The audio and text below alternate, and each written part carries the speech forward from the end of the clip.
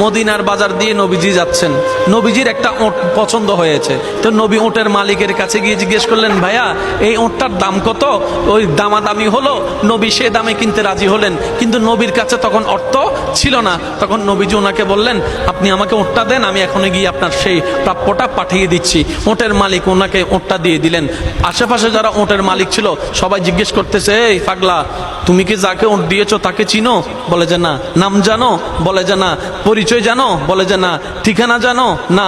তো তুমি যে ওটটা দিয়ে দিলা, উনি যদি ওটার টাকাটা না ফাটায় তখন তো তুমি লসের মধ্যে চলে যাবা। সে ওটের মালিক বলে, এত সুন্দর নুরানি চেহারাওয়ালা কখনো বাটপার হতে পারে না, কখনো চিটার হতে পারে না, কখনো মিথ্যুক হতে পারে না।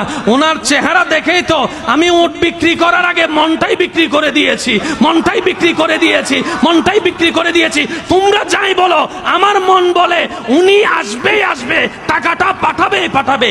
এই কথা বলতে না বলতে কিছুক্ষণ পরে নবীজি